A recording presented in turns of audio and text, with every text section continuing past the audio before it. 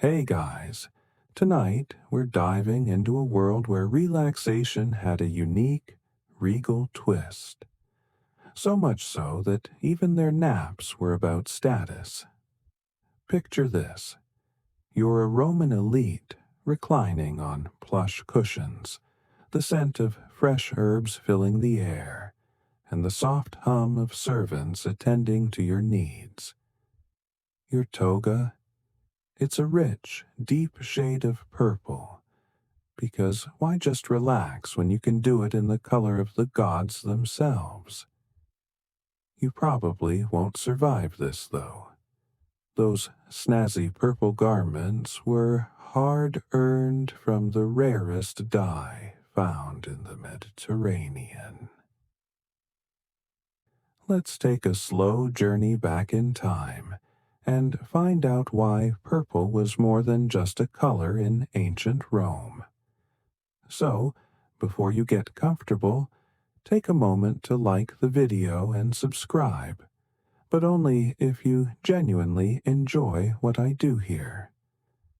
I'd love to know where you're tuning in from, so feel free to drop your location and the time where you're watching. Now, dim the lights. Maybe turn on a fan for that soft background hum, and let's ease into tonight's journey together. Let's start with one simple fact. In ancient Rome, purple wasn't just a color. It was a sign of wealth, power, and absolute luxury. The Romans didn't just see purple as something to wear to a fancy dinner. No, they took it a step further. It was the color of kings, emperors, and the most influential figures in society. It represented everything that money could buy and everything that couldn't be bought without the utmost prestige. And the best part? They wore it to nap. That's right. Purple wasn't just for gladiators or chariot races. It was for the most sacred part of their day, the nap. You might wonder, why did the Romans, of all people, associate purple with something as tranquil as napping? The answer lies in the exclusivity of the color itself. Purple was no ordinary dye. It came from a tiny sea creature called the murex snail, which lived in the Mediterranean Sea. You'd need tens of thousands of these snails to produce enough dye for a single garment, making it more expensive than gold in some cases. And while we today might associate purple with royalty or spirituality, for the Romans, purple was the pinnacle of luxury.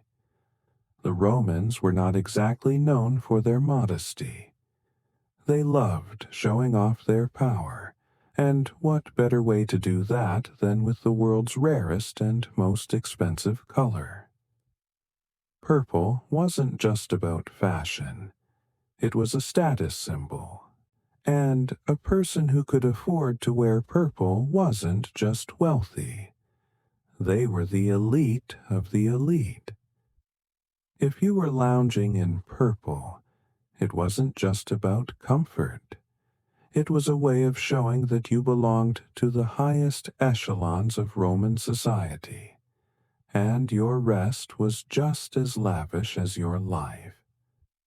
Historians still argue over exactly when the Romans first embraced purple as a symbol of power. Some say it was during the reign of Julius Caesar, while others insist it traces back to the monarchy's early days. But what is clear is that by the time of the empire, purple was the ultimate statement of status. If you wore purple, you were someone who could relax in ways ordinary Romans could only dream of. Now, let's paint a picture. You're reclining on cushions in a villa, surrounded by soft, golden light streaming in from open windows. The breeze carries the scent of flowers, and your purple toga, made from the finest material, hugs you like a soft, luxurious embrace. Your servants, dressed in their plain tunics, bring you cool drinks, and there's no rush, no obligations, just time to relax. This is what a Roman elite's nap looked like. A far cry from the hurried, stressful days most of us live today, huh? But it wasn't just the elite who would wear purple during their most sacred moments of rest. Purple fabric was used in every part of their lives, especially when they relaxed. Purple curtains, purple cushions, even purple bedding, all helped to elevate the sense of comfort and leisure in the Roman home. After all, if you were going to rest, you might as well do it in the most expensive, luxurious way possible. Purple wasn't just a color for looking good. It was a color that made everything feel, well, better. Imagine this: a rich Roman elite lounging on their elaborate couch, the fabric rich with deep purple hues. They would drift into a restful nap, surrounded by silk, velvet, and the finest materials their empire could offer. Purple had come to symbolize not just luxury, but a sense of divine privilege. It was as if wearing purple and resting in purple fabrics made them closer to the gods, who themselves were believed to reside in a realm of eternal relaxation and splendor. Historians still debate whether the Romans saw purple purely as a status symbol, or if they truly believed the color had divine properties. Some argue that wearing purple linked them to the gods, giving them a special connection to the divine that the common citizen could never have. But whether or not they believed purple was infused with the power of the gods, one thing is certain. Purple was a gateway to relaxation, luxury, and power that the common Roman could never experience. So, the next time you settle into your cozy bed, remember that the Romans did it in style, in purple, surrounded by wealth and a touch of divine privilege. They didn't just nap, they made it a statement. And if you had the privilege of wearing purple, your nap would be more than just sleep. It would be an event. It would be an experience. An experience reserved only for those who could afford to live and rest like a god. Now, let's slow it down a bit. You might be thinking, well, that sounds wonderful, but I'm not living in an empire anytime soon. No worries.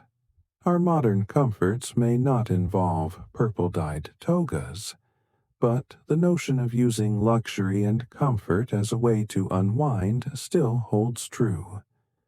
After all, in this chaotic world, we all deserve a little piece of relaxation, even if it's not adorned with purple silk. Let's keep rolling with the story of the purple-drenched world of ancient Rome. If you've ever wondered why purple became so intertwined with wealth and power, you're about to find out. Imagine the rich hues of Tyrian purple, the exact shade the Romans loved, as it was the pinnacle of luxury. Think about it. How many snails would it take to dye a single robe? Thousands, maybe tens of thousands. You wouldn't just wear purple for a day at the market. You'd need to show that you could afford the most extravagant and rare materials on the planet. The snails didn't give up their dye easily either.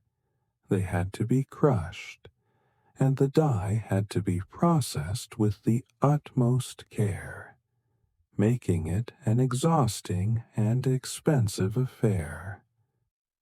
The process itself was so intricate and lengthy that only the wealthiest had access to such luxuries. Historians still argue about the exact number of snails required for one toga. Some say it took 10,000 snails to produce enough dye for a small piece of fabric, while others suggest it could be as many as 100,000. Imagine that. Tens of thousands of snails, each being harvested by hand, squished and processed, just for a single rich person to have the privilege of wearing purple. The whole thing was so labor-intensive that it became one of the most expensive substances in the Roman world, practically a currency in itself. To put it into perspective, the cost of making a single purple-dyed garment was so high that the average Roman couldn't even dream of owning one. You had to be an emperor, a senator, or a top general to have access to these luxurious pieces of clothing. And let's not forget that this wasn't just for one item of clothing. Purple-dyed fabric was used for everything from robes to curtains to the elaborate bedding in the homes of the rich. But the true symbol of wealth wasn't just the garment itself. It was the effort and expense required to make it. Now, let's shift gears a little. While all of this may sound like a tremendous amount of work just to look good, it's important to remember that purple wasn't just about fashion. It was about symbolism. Wearing purple told everyone around you that you were not just wealthy, but that you had access to a divine privilege. Remember the whole purple for emperors idea. The emperors wore purple because they believed the color connected them to the gods. That's right. Purple wasn't just an expression of earthly wealth, but of divine right and power. Purple robes were literally seen as the robes of the gods, and the wearers were believed to have been chosen by the divine to rule. It wasn't just about luxury. It was about staking your claim on power and relaxation at the same time. Historians still debate whether the link between purple and the divine was fully understood by every Roman citizen, or if it was just an elite class that really got the godly significance. But one thing's for sure.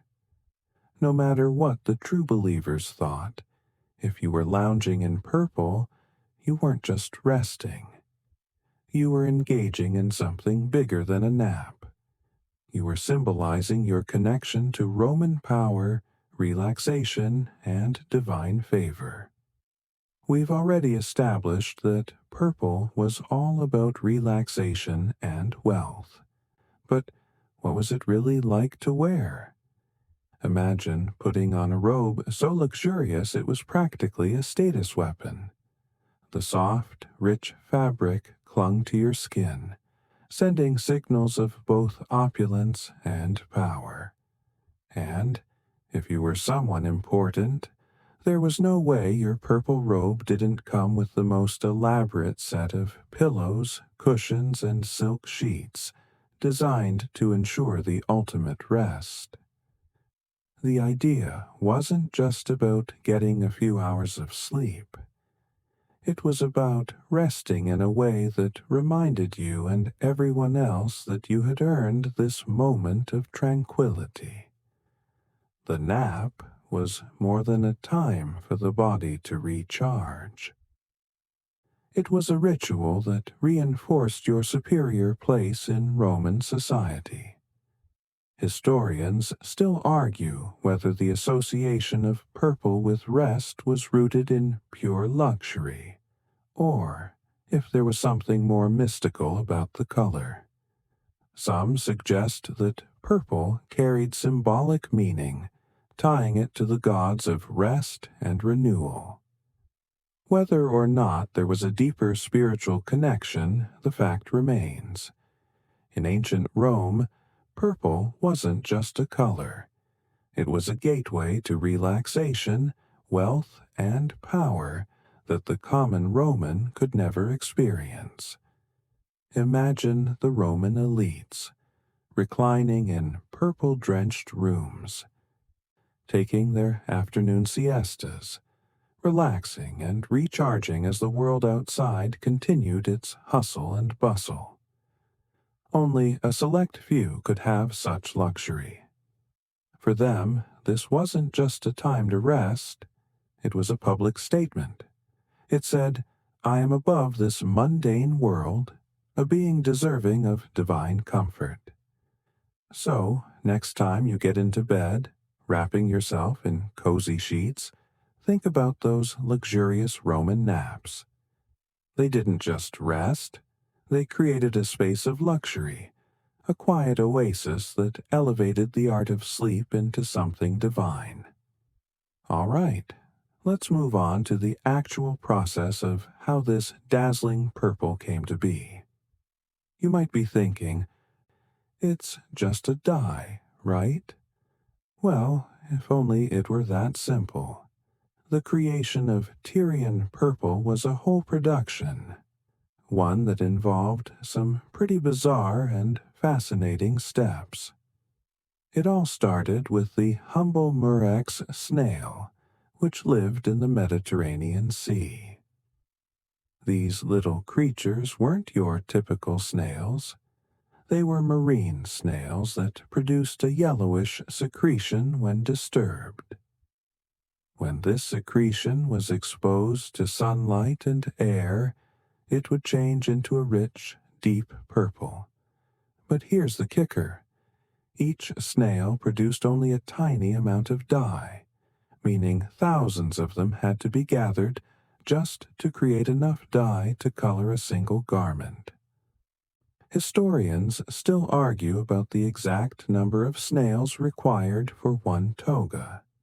Some say it took 10,000 snails to produce enough dye for a small piece of fabric, while others suggest it could be as many as 100,000.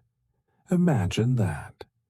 Tens of thousands of snails, each being harvested by hand, squished and processed, just for a single rich person to have the privilege of wearing purple.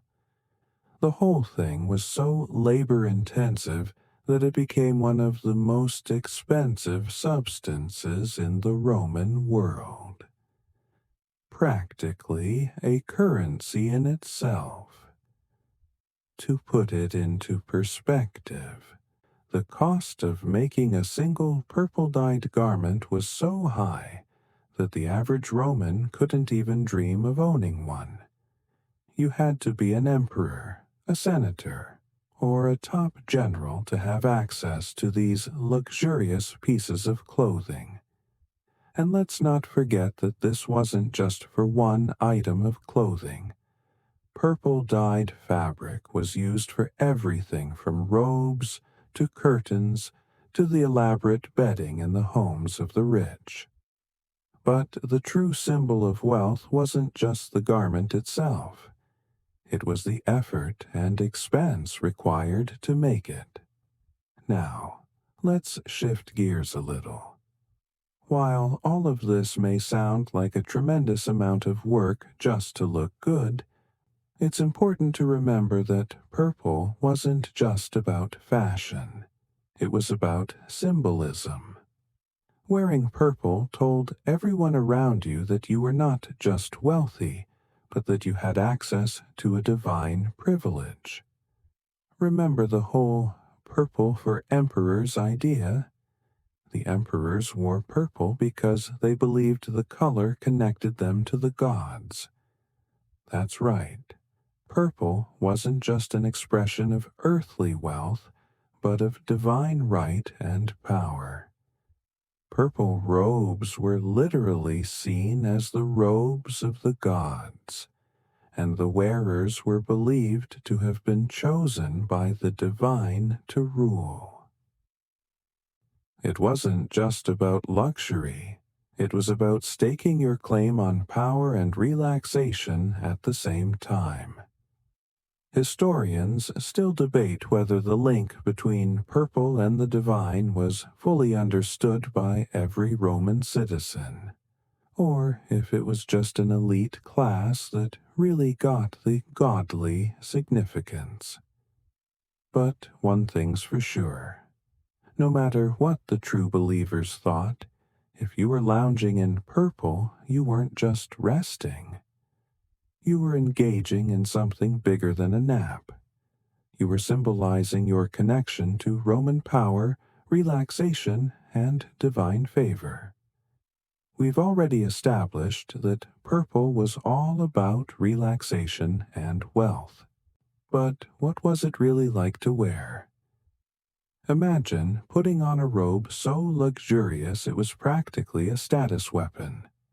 The soft, rich fabric clung to your skin, sending signals of both opulence and power. And, if you were someone important, there was no way your purple robe didn't come with the most elaborate set of pillows, cushions, and silk sheets designed to ensure the ultimate rest. The idea wasn't just about getting a few hours of sleep. It was about resting in a way that reminded you and everyone else that you had earned this moment of tranquility. The nap was more than a time for the body to recharge. It was a ritual that reinforced your superior place in Roman society. Historians still argue whether the association of purple with rest was rooted in pure luxury, or if there was something more mystical about the color. Some suggest that purple carried symbolic meaning, tying it to the gods of rest and renewal. Whether or not there was a deeper spiritual connection, the fact remains. In ancient Rome, purple wasn't just a color. It was a gateway to relaxation, wealth, and power that the common Roman could never experience. Imagine the Roman elites, reclining in purple-drenched rooms, taking their afternoon siestas, relaxing and recharging as the world outside continued its hustle and bustle. Only a select few could have such luxury. For them, this wasn't just a time to rest. It was a public statement. It said, "I am above this mundane world, a being deserving of divine comfort." So, next time you get into bed, wrapping yourself in cozy sheets, think about those luxurious Roman naps. They didn't just rest, they created a space of luxury, a quiet oasis that elevated the art of sleep into something divine. Now that we've explored the extravagant process of making purple, let's talk about how this iconic color was used in Roman society, particularly by the elites. The Roman elite, those with money and power, were the ones who truly understood the value of purple. And I mean truly understood. Purple wasn't just about vanity. It was a carefully calculated display of dominance and influence. Think of it as wearing a crown without having to walk around with a literal crown on your head. But unlike a crown, purple could be worn while lounging on cushions in your villa, taking that mid-afternoon nap, or attending a lavish banquet. So, how exactly did the Romans use purple? It was, for all intents and purposes, reserved for the elite, those who had access to its exorbitant costs. The purple robes worn by the emperor were not just a fashion choice. They were a political and cultural statement. the emperor was seen not just as a ruler of Rome, but as the ruler of the known world, and the purple robes reinforced that idea. It was said that only the emperor could wear the tunic palmata, a ceremonial purple robe worn during important state occasions, signaling that they were the closest to the gods. Purple wasn't just a color. It was a symbol of divine authority and royal power. The upper classes weren't the only ones wearing purple, though. Senators and other high-ranking officials also had the privilege of wearing purple stripes on their tunics, known as the latus clavus. This thin purple stripe was a mark of distinction, letting others know that these individuals were part of the upper crust of Roman society. Even though they didn't wear purple in its full glory like the emperor, the purple stripe was enough to signify their importance. Historians still debate just how strictly these rules about purple were enforced. Did the emperors only wear purple, or did they allow others to wear it as well? Some argue that there was a certain level of fluidity. An emperor might allow a select few high-ranking generals or wealthy patrons to wear purple, but only with his permission. Others say that the emperor's connection to purple was so sacred that anyone else wearing it, even a little bit, was viewed as an affront to the gods themselves. But it wasn't just robes that were dyed purple. Entire rooms, even entire villas, were adorned with purple curtains, carpets, and cushions. And why not? If you had the means to flaunt your wealth, why not surround yourself with the finest fabrics in the world? Imagine lying on a purple pillow, the softest silk cushioning your head as you drift into a nap. Even your bed sheets, draped in purple, would remind you of your high status. You'd be sleeping like a king, or, better yet, like a god. Now, not all Romans could afford these luxurious purple items. The common people, they didn't stand a chance. Instead, they wore simple tunics in plain colors. But here's where things get interesting. If you were an average Roman and you did happen to get your hands on some purple fabric, you could expect to make a hefty profit by selling it. The cost of purple was so high that even the most modest of tradesmen could sell a purple-dyed cloth for an impressive sum. It was seen as such a rare commodity that it had an almost magical allure to it. You didn't just get rich from selling purple, you got important. Historians still argue whether purple was always as revered as it was during the empire's heyday, or whether it lost some of its symbolic meaning over time. It's possible that the color's association with the elite was so strong that the less wealthy, who began to adopt it more frequently, watered down its significance. Yet, no matter how much purple spread through Roman society, it always held that air of exclusivity.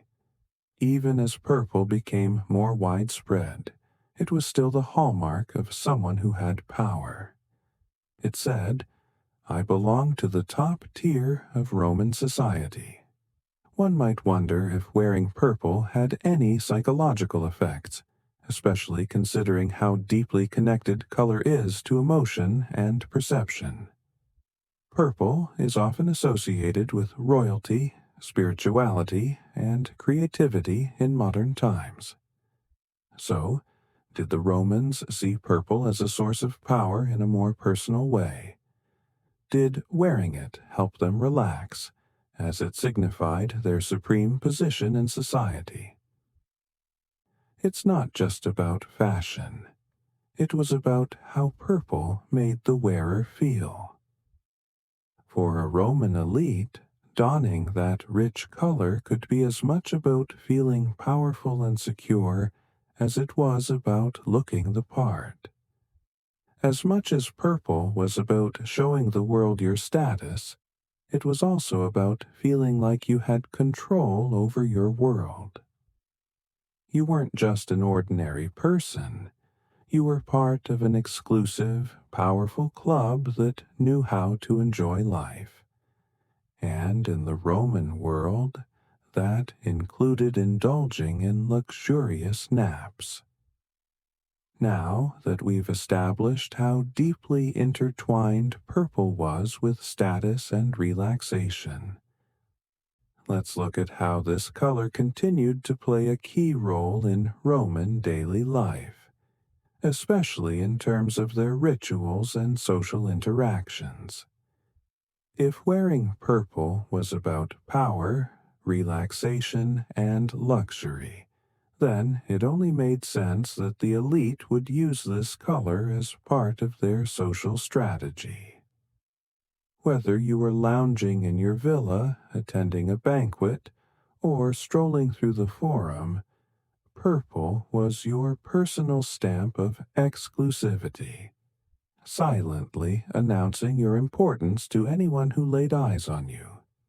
In fact, it was more than just a visual marker. It was part of the performative nature of Roman society. Roman society was all about spectacle. From gladiator games to public speeches, everything was done for the crowd. Purple played into this public performance by giving the wearer an almost divine aura. The emperors, in particular, understood the power of visual symbolism.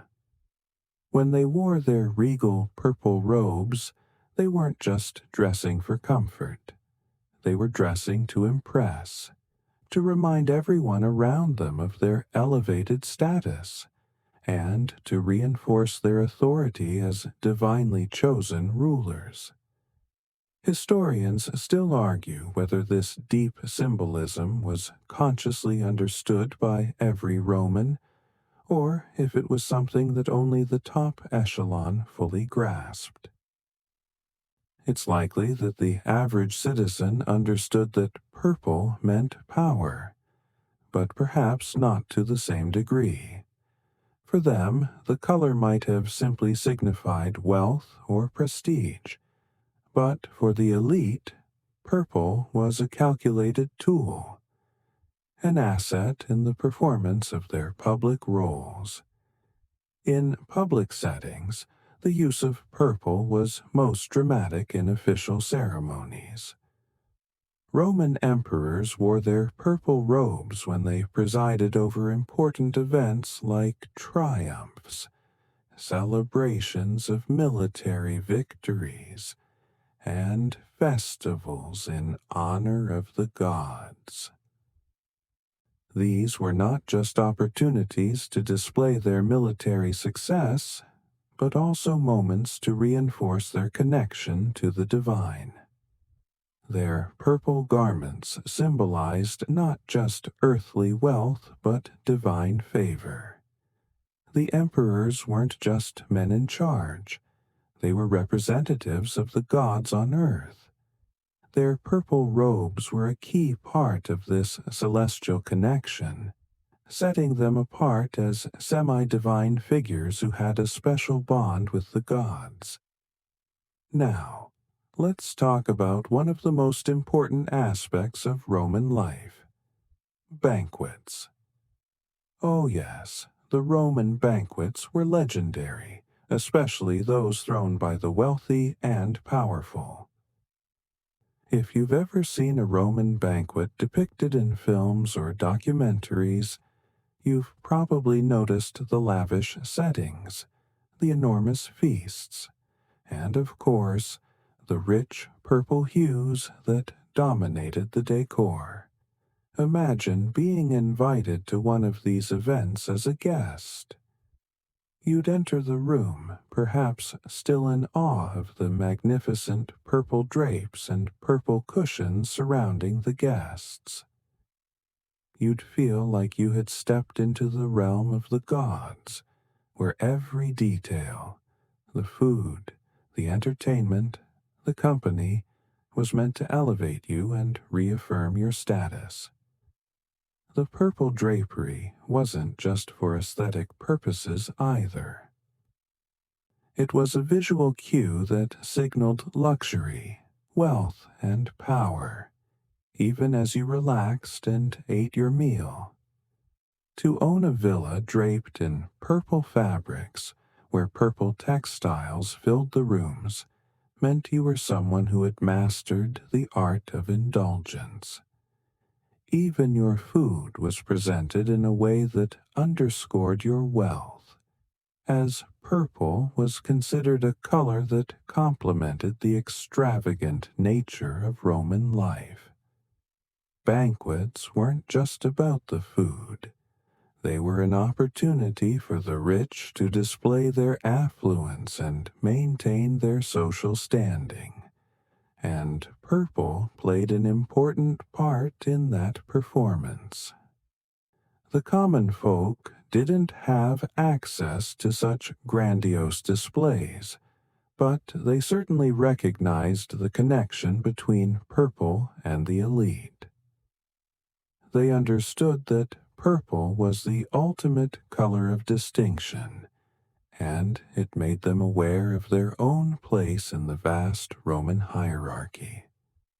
For the elites, though, purple became a part of daily life, woven into their routines, their homes, and their moments of relaxation.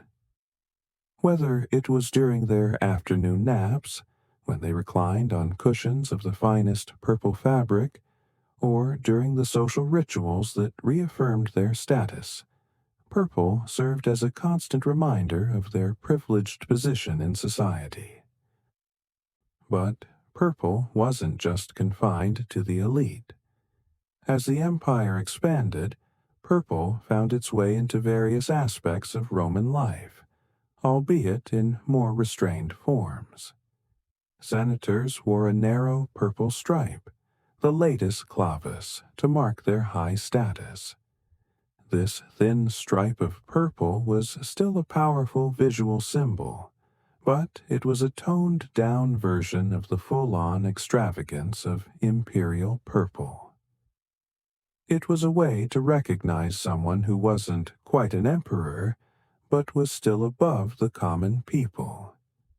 Still, the fact that senators wore purple at all was a reminder that purple was synonymous with power, and the higher up the social ladder you were, the more purple you could wear.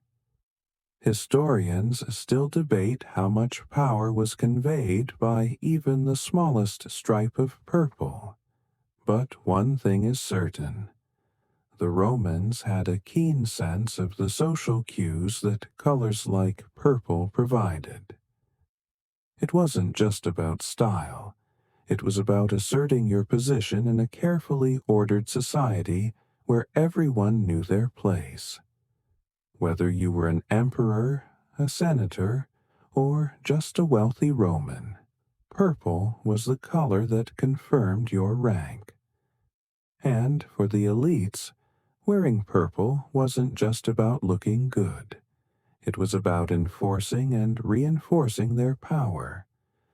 So, as you can see, purple in ancient Rome wasn't just a color, it was an experience. From banquets to the emperor's robes, purple was a signal of relaxation, wealth, and divine authority. It allowed the Romans to navigate their complex social hierarchy, making clear who belonged at the top and who had to settle for second place.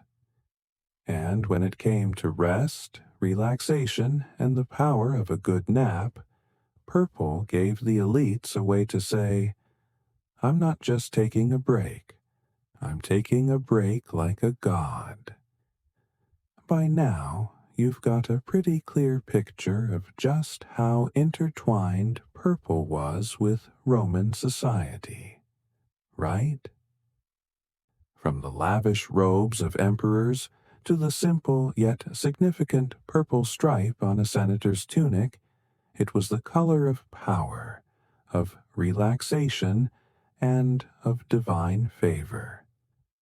But let's shift focus a little now and think about the end of the empire.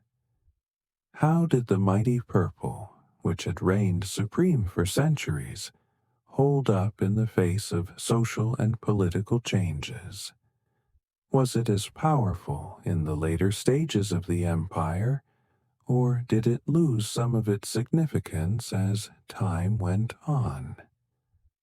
Historians still debate the reasons for purple's gradual decline as the empire weakened.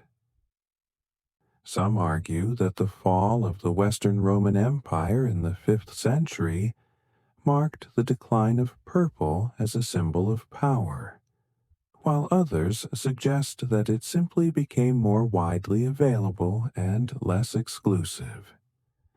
As the empire fractured and new powers rose to prominence, purple's role as a symbol of imperial authority became less relevant.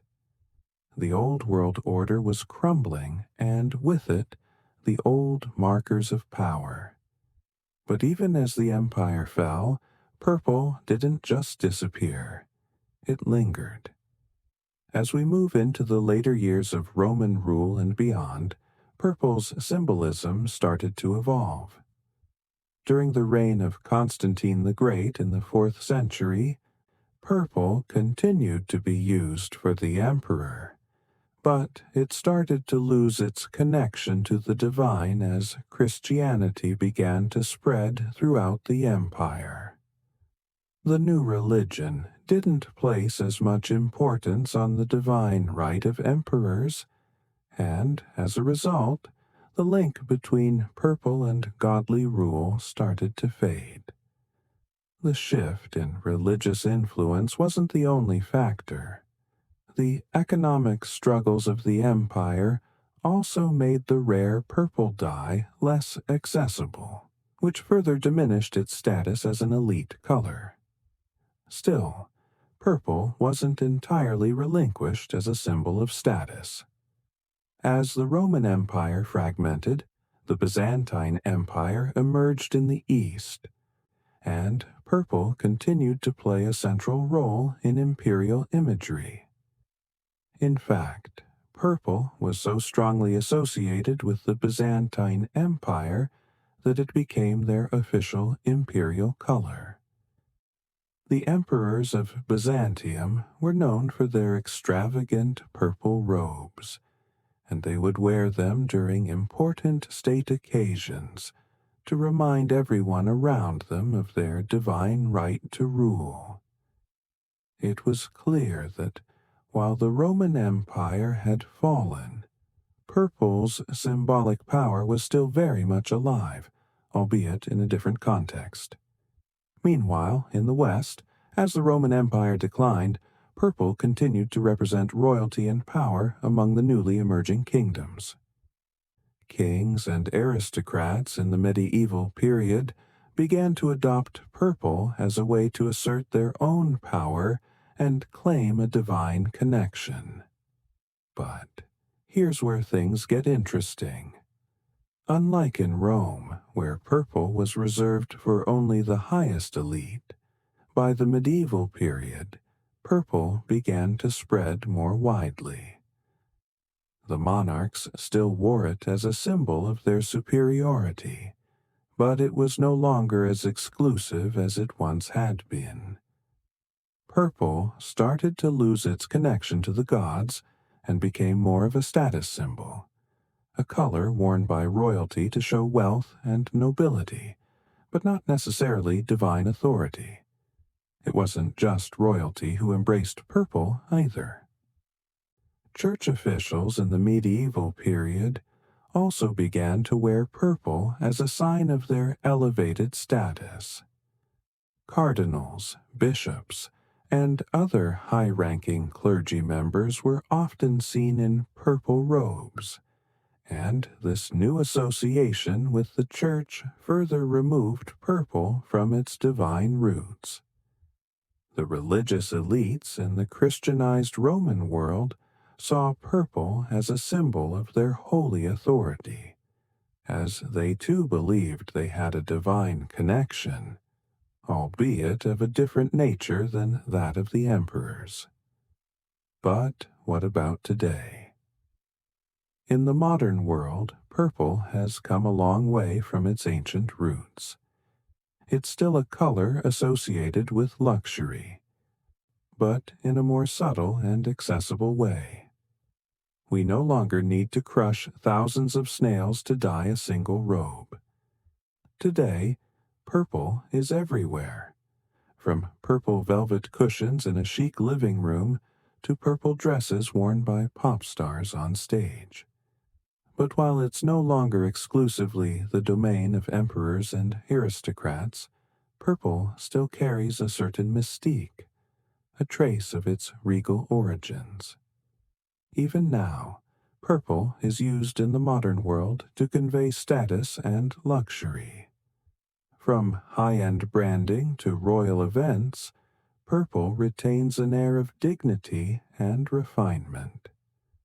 And though the world may have changed dramatically since the Roman Empire, purple's ability to represent both power and relaxation remains intact.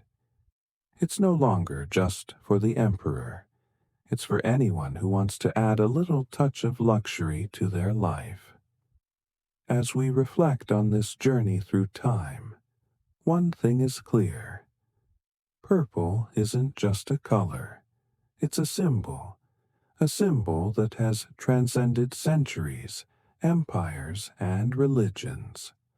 From the murex snails of the Mediterranean to the royal courts of Europe, purple has been a constant reminder of what it means to rest, to rule, and to belong to something greater.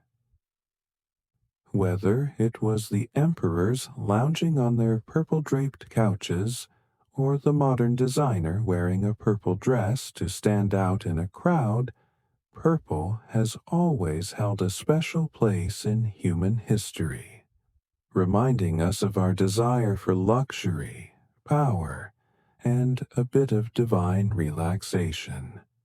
Now that we've journeyed through the shifting sands of history, let's dive into a more peculiar aspect of Roman culture. How purple's symbolism intersected with their beliefs about relaxation and leisure. For the Romans, relaxation was more than just a physical state. It was a social and cultural necessity. And purple wasn't just worn to impress. This color became a key player in what we might now call luxury relaxation. While today we associate comfort with soft blankets and cozy pajamas, in ancient Rome, the wealthy used purple as a sign that their relaxation wasn't just about being comfortable. It was about reinforcing their elite status. In many ways, this connection between purple and relaxation can be seen as the Roman version of today's wellness culture. We live in a world where people spend time and money to create the perfect environment for relaxation. Whether that's through spa visits, luxury bedding, or essential oils. The Romans, too, crafted an entire world of comfort, but with a keen focus on the message that comfort itself was a privilege reserved for the upper class. The nap, or the meridiana, was a highly revered part of Roman daily life, especially for the wealthy. It was a time for them to recharge, but also a time to reaffirm their superiority. Historians still debate whether the elite Romans truly believed that purple fabric contributed to physical relaxation, or whether it was just a social cue to elevate their sense of well-being. But one thing's clear. Purple played a significant role in the creation of a restful environment. Imagine lying down on a pile of silk cushions, your surroundings drenched in the regal purple tones that indicated you were above the fray of daily life. Your entire nap wasn't just a break from work, it was a social statement. And it wasn't just about physical relaxation, it was also about psychological reassurance. Purple told you that you were not only superior in status, but superior in every way. The aristocracy's relationship with rest and relaxation was an extension of their daily performance of power. We tend to think of power as something that's enacted through action, through speeches, conquests, or political maneuvering. But the Roman elite understood that rest and leisure were just as important in maintaining their power. By allowing themselves to relax in luxurious surroundings, surrounded by purple fabric and plush cushions, they reinforced their status not through what they did, but through what they were allowed to do. Take a break in a way that reminded everyone around them of their elevated place in the world. But the connection between purple and relaxation wasn't purely physical. It was spiritual, too. For the Roman elite, a well-deserved nap in a purple-clad room wasn't just about recharging their energy. It was about reaffirming their divine right to enjoy comfort. Just like the emperors who wore purple robes to symbolize their connection to the gods, the wealthy elite used purple to symbolize their own right to enjoy the finer things in life. Purple wasn't merely a luxury.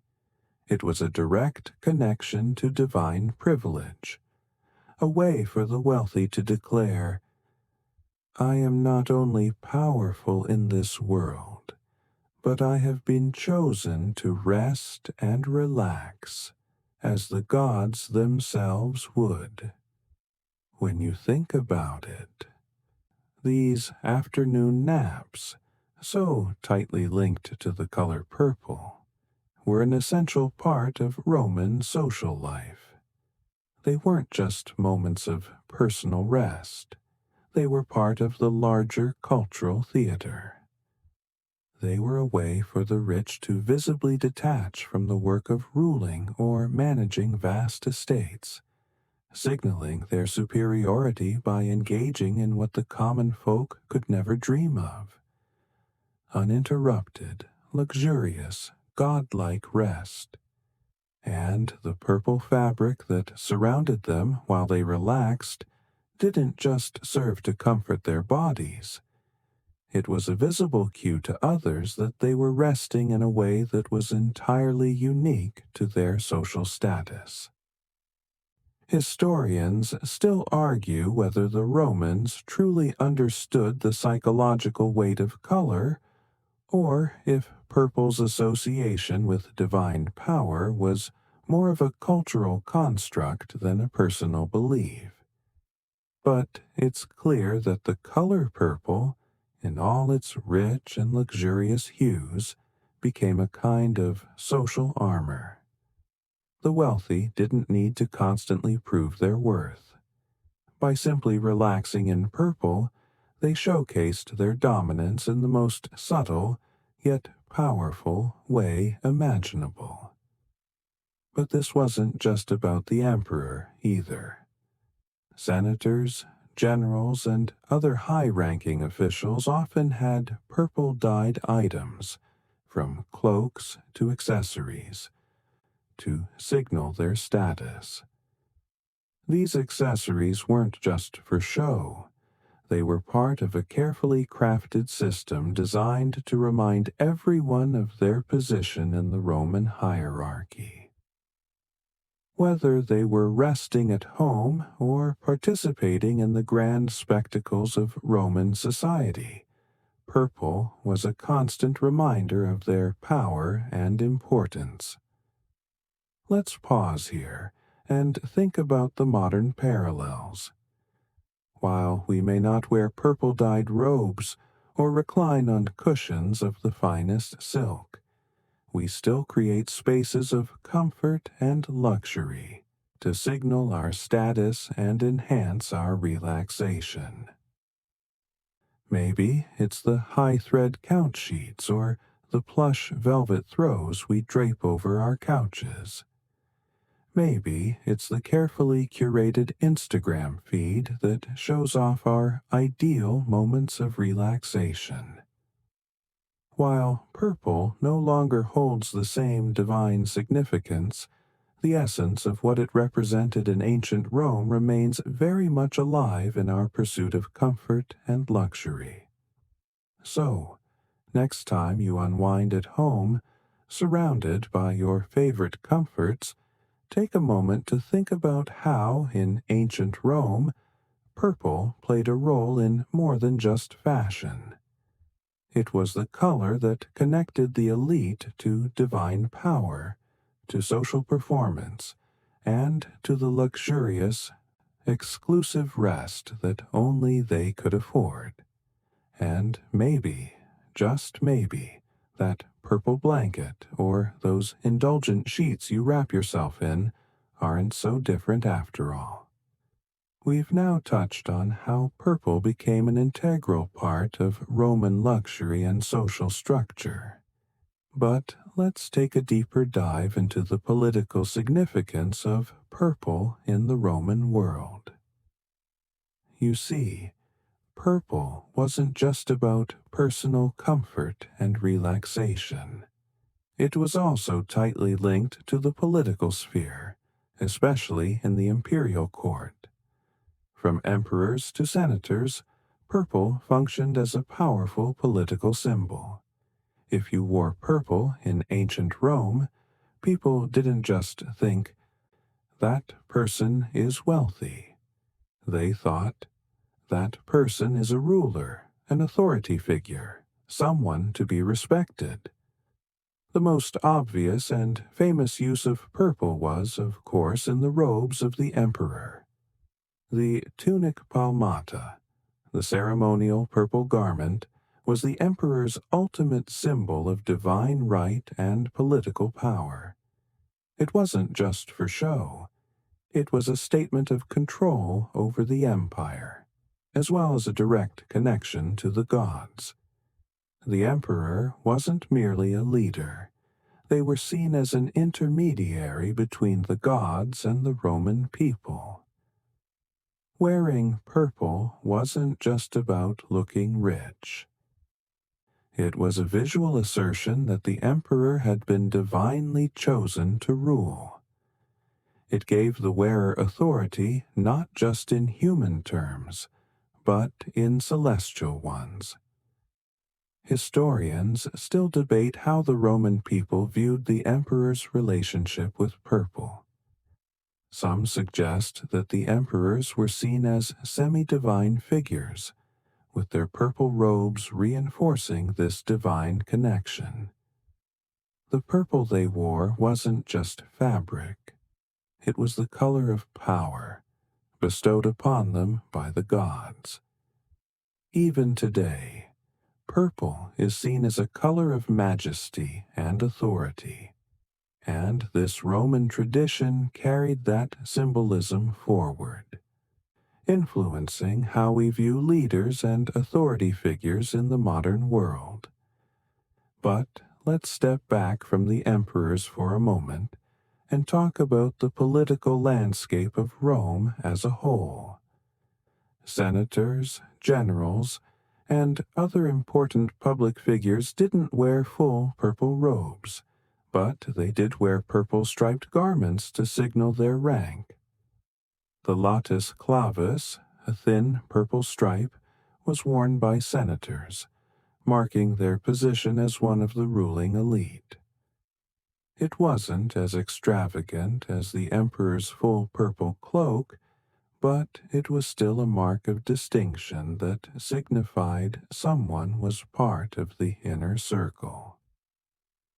The latus clavus was a visible indicator that the wearer held a certain level of power, but also that they were entrusted with a portion of the empire's governance.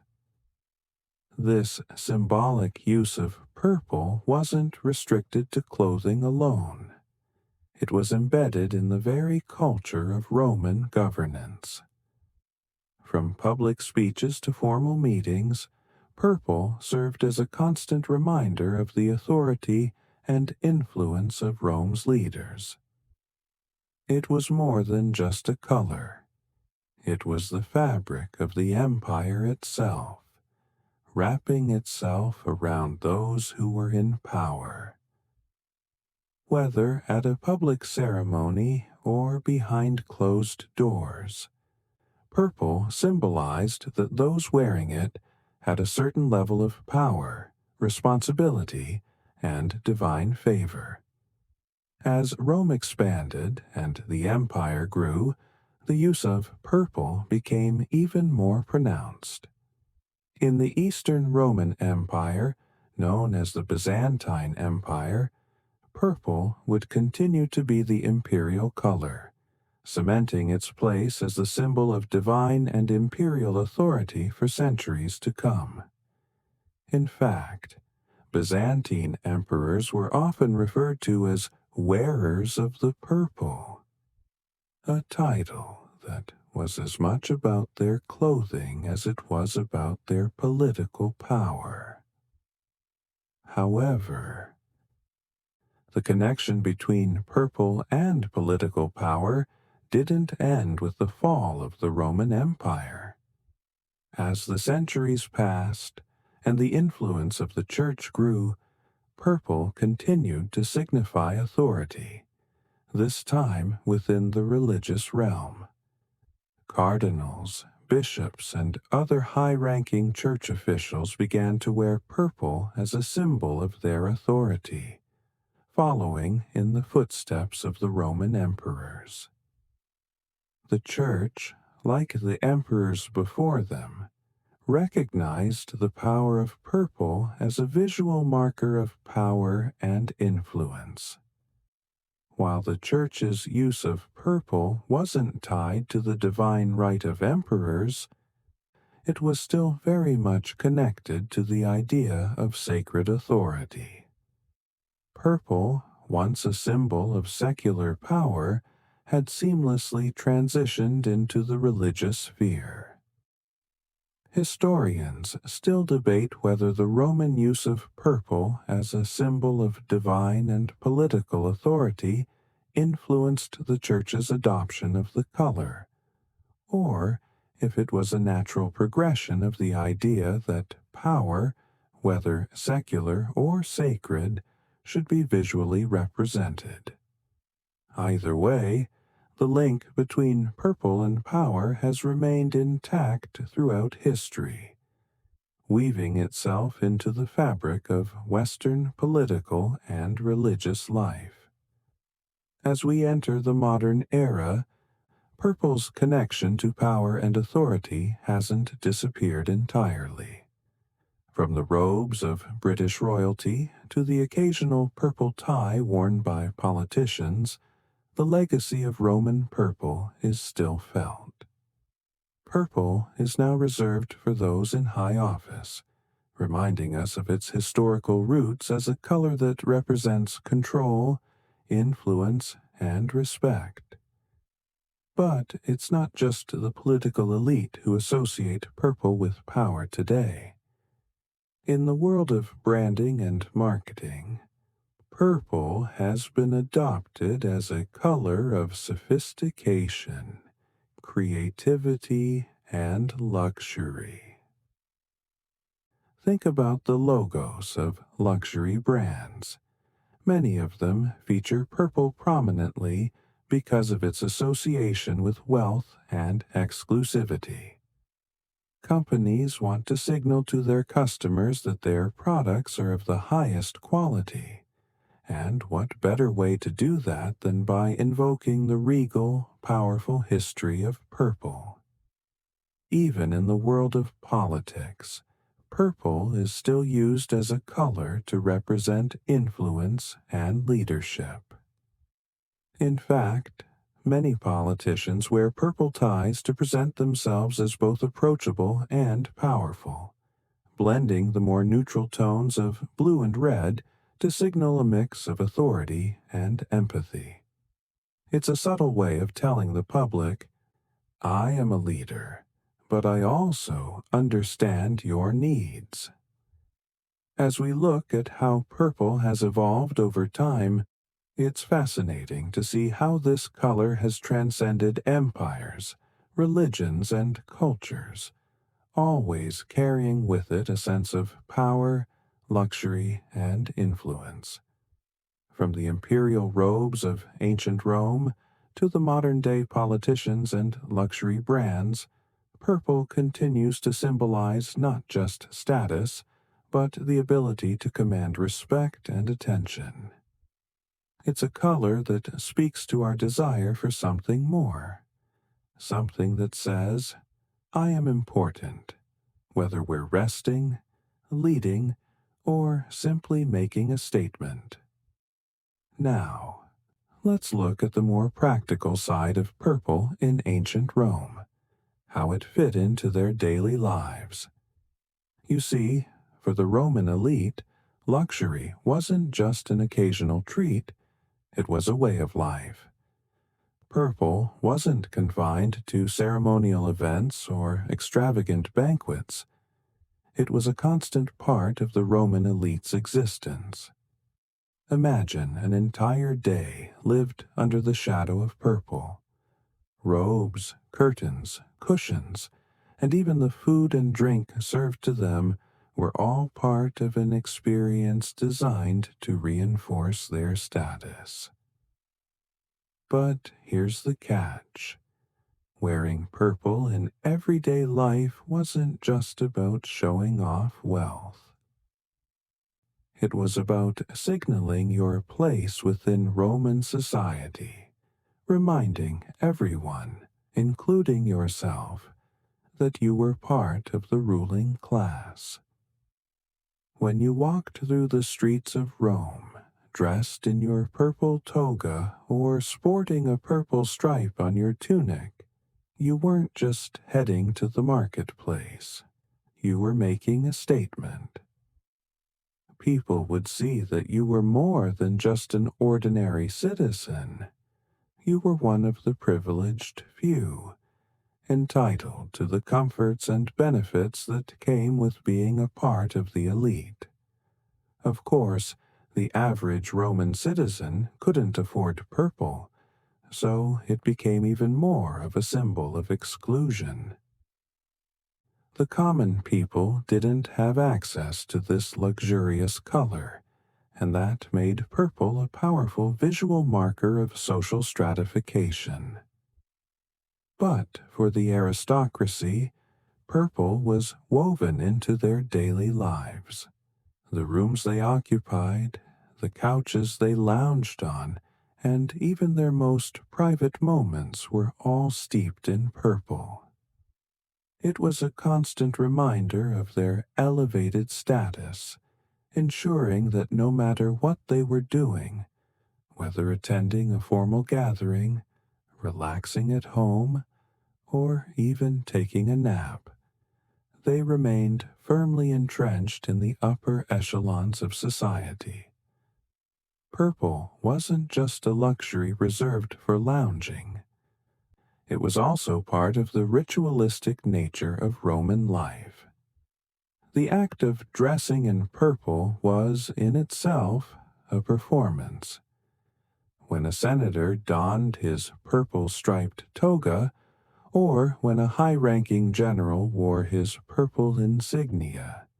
They were engaging in a social ritual that went beyond mere function. They were performing power, signaling to everyone around them that they were part of the elite. And, much like the color purple itself, this performance was all about setting themselves apart from the rest of society. Historians often debate whether the daily use of purple in Roman life had any deeper psychological effect on the wearer. Could it have contributed to a sense of superiority? Or was it just a practical means of ensuring visibility and recognition in Roman society? While the evidence is unclear, we can safely assume that purple, by constantly reinforcing its wearer's elevated status, created a certain psychological comfort. It made the elite feel validated in their positions and allowed them to project that confidence onto others. One of the most fascinating aspects of purple's role in Roman life was how it blended with the Romans' views on personal identity. You see, to wear purple wasn't just about luxury. It was about aligning yourself with the cultural values of Roman society. The idea of virtues, or virtue, was central to Roman life, and purple was a constant reminder of this ideal. Wearing purple signified that you had achieved something extraordinary, whether that was military prowess, wealth, or social influence. It wasn't just about comfort, it was about reaffirming your position in the social hierarchy and showing that you were a person of virtues, a person deserving of admiration and respect. For the Romans, public appearances mattered. They were all about showing off not just their wealth, but their cultural and social superiority. And purple, more than any other color, embodied that. It wasn't enough to just be rich, you had to be seen as worthy of your wealth. Wearing purple, with its historical ties to royalty and divine favor, helped communicate that you were not just another rich person. You were someone who belonged to an exclusive group of people with divine favor, even if only symbolically. But purple wasn't just about the Romans' performance of power. It was also a way for them to indulge in their own sense of luxury and leisure. After a long day of public appearances and political maneuvering, the Roman elite could retreat to their homes, to their purple-draped couches, and relax in the knowledge that their status was still intact. And let's face it, there's something immensely comforting about that. The average Roman might have had to work tirelessly to survive, but for the wealthy elite, relaxation wasn't just about physical rest, it was about reaffirming their role in Roman society. Imagine being one of these elite Romans. You return home after a long day of governance or public appearances. You change into a soft purple toga, a color that signifies your success and divine favor. You settle into your luxurious purple-draped bed and take an afternoon nap. That nap is more than just rest. It's a symbol of everything you've achieved, a moment to reconnect with your elevated status in the empire. And as you drift off to sleep, surrounded by the color of the gods, you can't help but feel that your power and privilege are sealed in that moment of peaceful, luxurious relaxation. It's no wonder, then, that purple became synonymous with divine favor and power. For the Romans, the color wasn't just about wealth, it was a reflection of their place in the world, their connection to the gods, and their ability to control their own lives, down to the very color of the cloth that draped their bodies and surrounded them as they rested. Purple was the key to a world of luxury and power, a world that only the elite could truly inhabit. As we continue to unravel the story of purple's role in ancient Roman society, let's consider the idea of exclusivity. Purple was not just a color of luxury. It was a badge of privilege, and over time it became even more tightly controlled. The connection between purple and the Roman elite grew to such an extent that wearing it was often restricted by law. Only a select few could wear purple freely, and anyone else caught wearing it faced severe consequences. This wasn't just about aesthetics. It was about control, power, and maintaining the rigid social structure that underpinned Roman society. Historically, Roman laws surrounding purple were remarkably strict. The emperor, of course, had the exclusive right to wear a full purple toga called the tunic palmata. This was not only a fashion choice, but a clear statement of imperial authority. It was said that the emperor's purple was dyed with the richest, most concentrated murex dye, the deepest, most intense shade of purple that symbolized their unique position as both rulers and semi-divine figures. Wearing purple signaled that you were the one true ruler, chosen by the gods to hold supreme power. But the laws governing who could wear purple went beyond the emperor.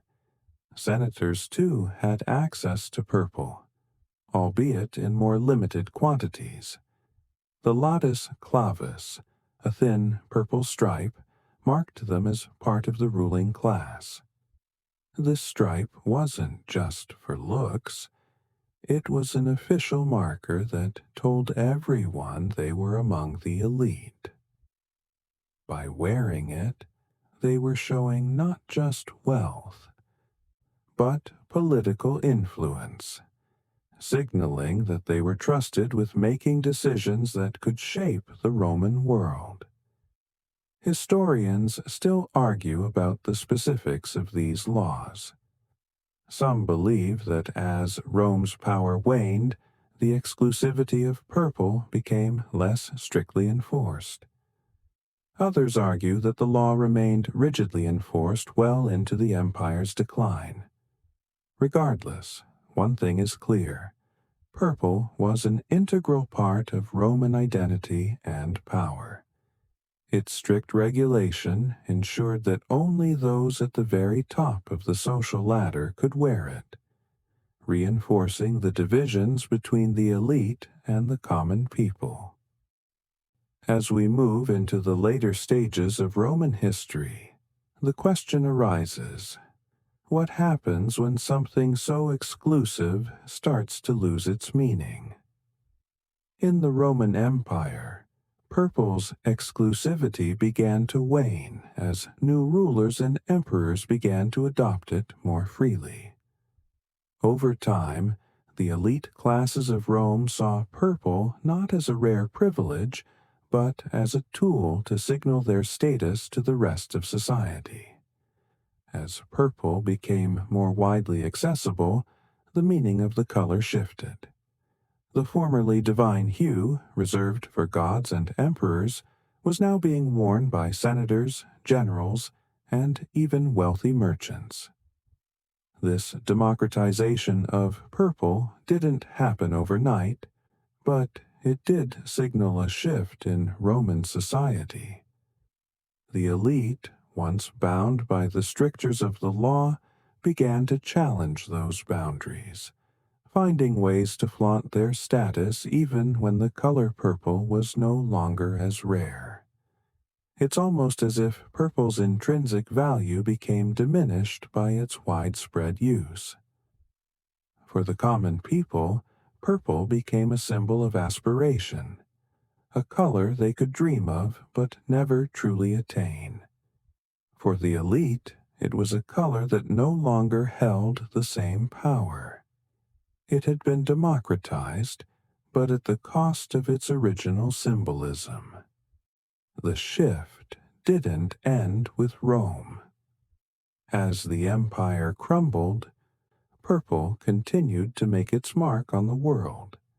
The Byzantine Empire, the eastern continuation of Rome, continued to use purple as a symbol of imperial power, but the association of purple with royalty and divine favor began to diffuse.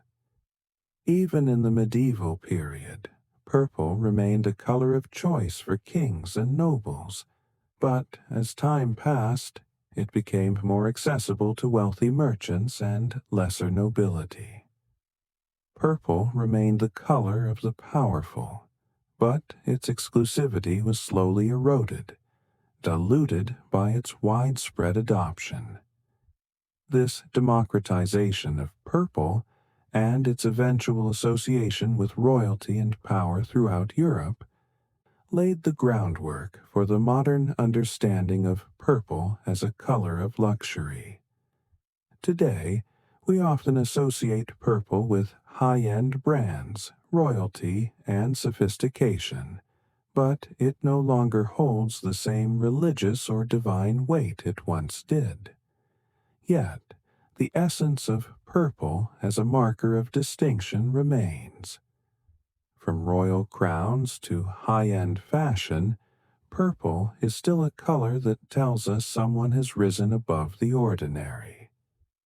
But how did purple maintain its symbolic power over such long periods of time? Was it simply the legacy of its Roman origins that kept it relevant?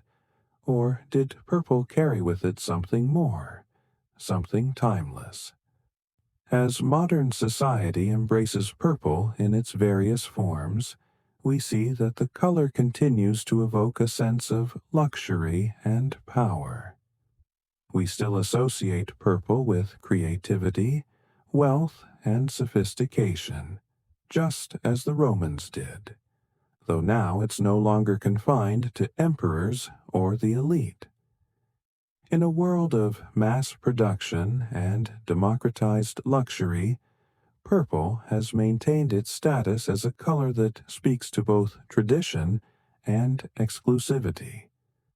So, as you reflect on the journey of purple from ancient Rome to the modern day, think about how this color, once so tightly controlled, continues to shape the way we see power and luxury. From its roots in Roman political and divine symbolism to its place in today's fashion and luxury industries, purple has managed to adapt while keeping its association with prestige intact. It's the color that reminds us of ancient power, of empires long gone, and of the continued desire to rise above the ordinary. As you lay down tonight, imagine the soft fabric of a purple cloak draped over a Roman emperor or a senator. Or perhaps imagine the rich, luxurious sheets of an aristocrat as they settle in for a restful nap. The color of their comfort silently reminding them of their power and position in the world. Purple wasn't just a color. It was a constant companion to those who ruled, relaxed, and enjoyed life to the fullest, and in many ways, it still is. As we continue to explore the legacy of purple, it's fascinating to see how this color, which once held such tight connections to power and divine favor, managed to transcend time and space. The cultural, political, and social significance of purple didn't just fade away with the fall of the Roman Empire, it evolved. And while purple may not have the same divine weight it did in antiquity, it has managed to retain its status as a color that connotes wealth, sophistication, and exclusivity. Fast forward to the Middle Ages, and the use of purple continued to serve as a marker of power.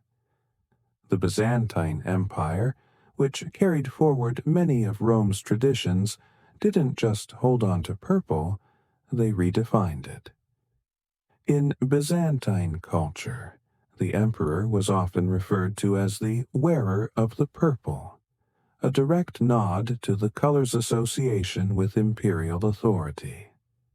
However, the spread of purple didn't stop there. As European monarchies adopted many of the Roman imperial practices, purple began to appear in the royal courts of France, England, and other parts of Europe. Kings and queens embraced purple as a way to legitimize their rule and align themselves with the divine right to govern. One of the most fascinating aspects of purple in this period was its connection to religious institutions. Purple wasn't just worn by kings, it became the color of the clergy. Cardinals, bishops, and other high-ranking religious figures adopted purple robes to signify their divine authority. This blending of secular and sacred power wasn't unique to Rome, but it was certainly rooted in the Roman tradition of associating purple with both political and religious supremacy. In fact, purple became a color that was simultaneously connected to both the throne and the altar, reinforcing the idea that rulers and religious leaders were chosen by divine will. Purple's journey through history wasn't just about symbolism. It was about access. The process of creating purple dye remained incredibly labor-intensive, which meant it continued to be a luxury reserved for only the wealthiest members of society. As the Roman Empire gave way to medieval kingdoms and empires, the cost of purple dye remained prohibitively high. This meant that only the most powerful, influential people could afford to wear it, and they used it as a way to assert their position at the top of the social ladder. Even when new methods of producing purple were discovered, the dye's connection to status remained firmly intact. Fast forward to the Renaissance, and we see that purple still had its place as a color of royalty and wealth.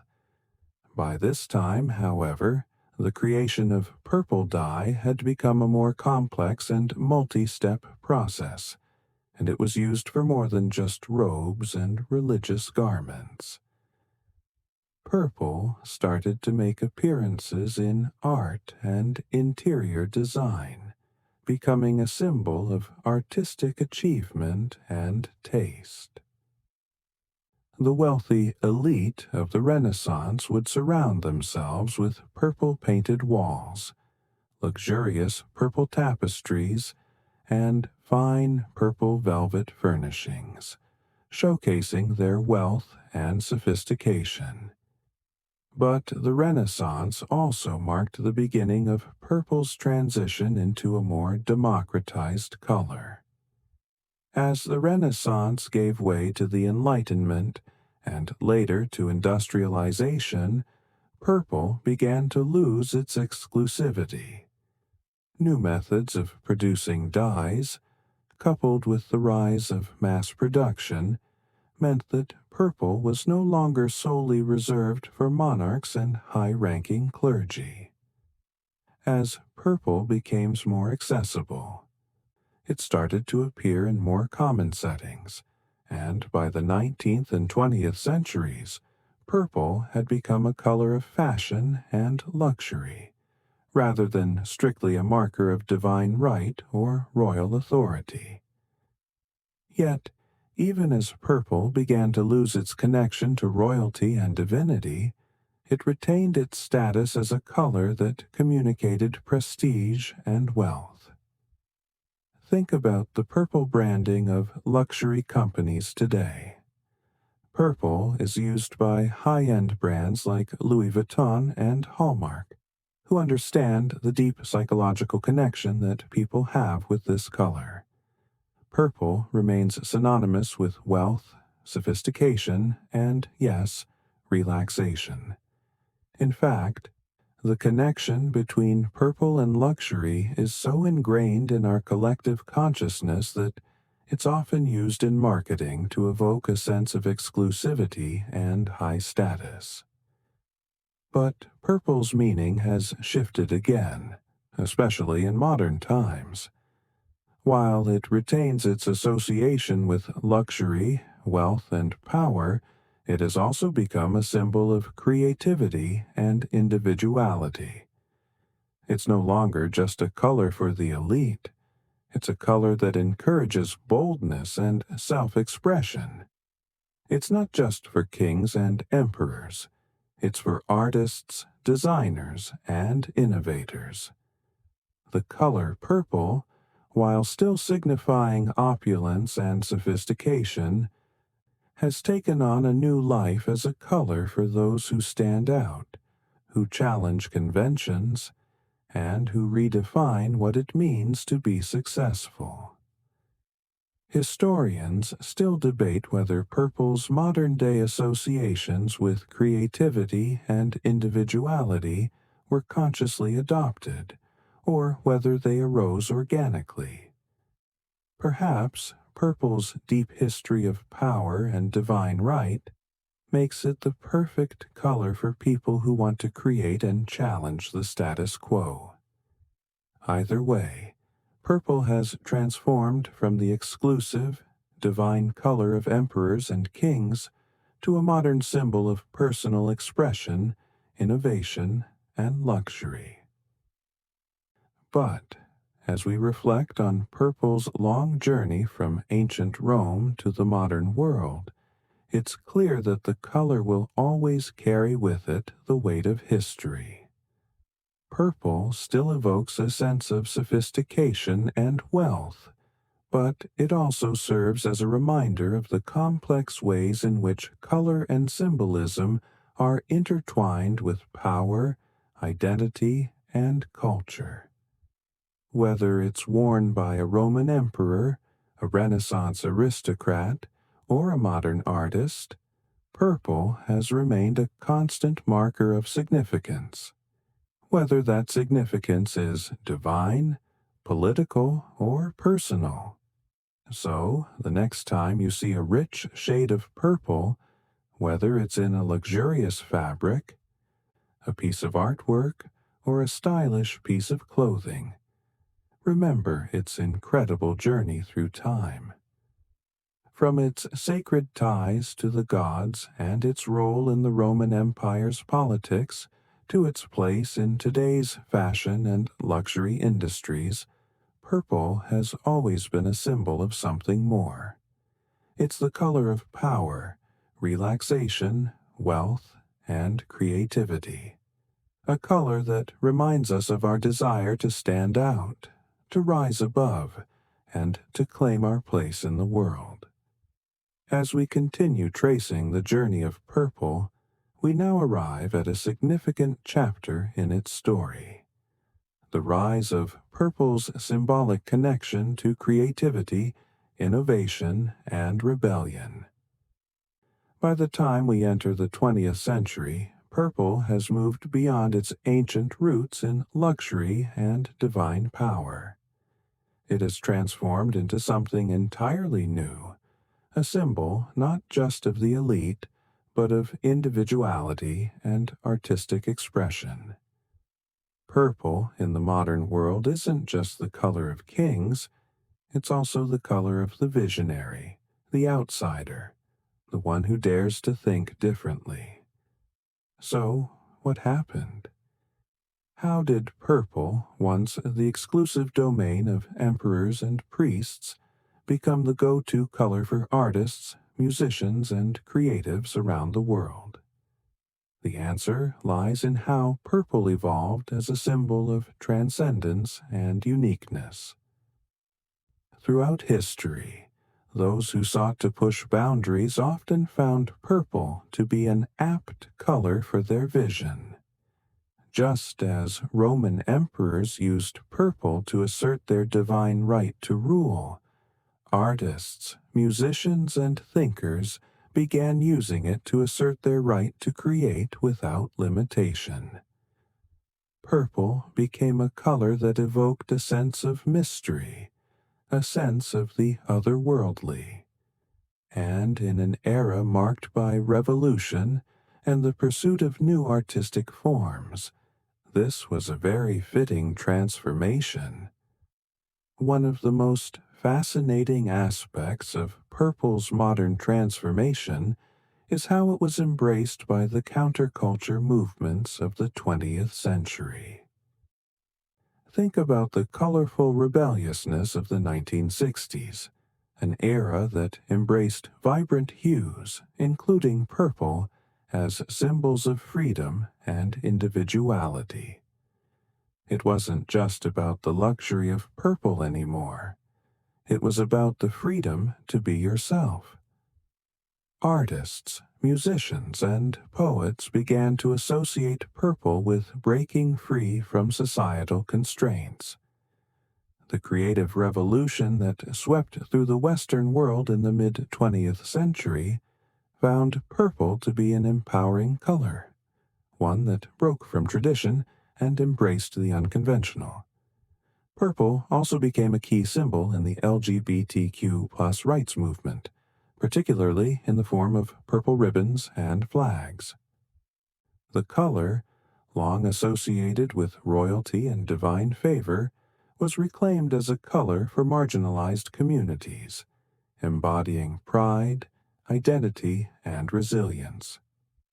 For the LGBTQ+ community, purple has come to represent solidarity and the fight for equality. It's a bold declaration that individuality, love, and expression should not be suppressed, but celebrated. Historians still discuss the roots of purple's association with the LGBTQ+ movement, especially as it connects to the larger cultural shift towards self-expression and personal freedom. Some argue that the purple ribbon, symbolizing the fight for LGBTQ+ rights, was chosen due to its historical connection to power and defiance. After all, purple was never a color for the common folk. To wear it was to defy the status quo. And now, purple had found a new home within the fight for recognition and respect. Today, the purple ribbon continues to be a symbol of the LGBTQ+ community's struggle for rights, marking a powerful reclamation of a color that was once so deeply tied to elitism and power. But let's not forget purple's impact on the world of fashion, particularly in the world of high-end designers. The legacy of purple in luxury goods persists in fashion houses such as Louis Vuitton, which have embraced purple to signal sophistication and exclusivity. Even though purple no longer has the same divine or political connotations it did in Roman times, it still carries that aura of luxury. Purple is the color of wealth, no longer just for emperors, but for anyone who wants to make a statement about their refined taste. In modern times, purple is also used as a symbol of creativity. Think of purple in art and design. How many artistic movements have embraced the color? Purple is present in everything from visual art to music, from film to interior design. In fact, purple is often associated with imagination and creativity because of its rich, complex tones, which allow for both depth and vibrancy. It's a color that plays with the boundaries of the visible spectrum, never quite one thing or the other, and that fluidity makes it ideal for artists who are looking to express the nuances of human emotion and thought. One particularly interesting development in purple's modern history has been its association with personal and societal transformation. Purple has become linked with mindfulness and wellness, especially in the context of the spiritual and meditative realms. Many meditation centers and wellness spas incorporate purple in their interiors to create an atmosphere of calm and introspection. And it's no accident that purple, with its ancient ties to spirituality, has once again found its place in a more personal, introspective context. In the 21st century, purple continues to evolve, finding itself as the color of empowerment and self-affirmation.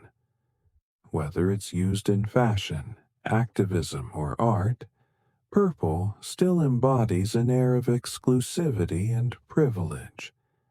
But now it also represents the liberation to break free from societal constraints.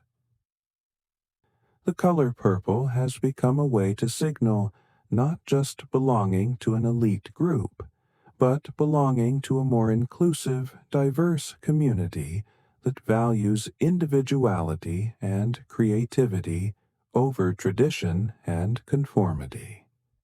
But in the end, purple's journey through history isn't just about how it was worn, it's about how it was perceived.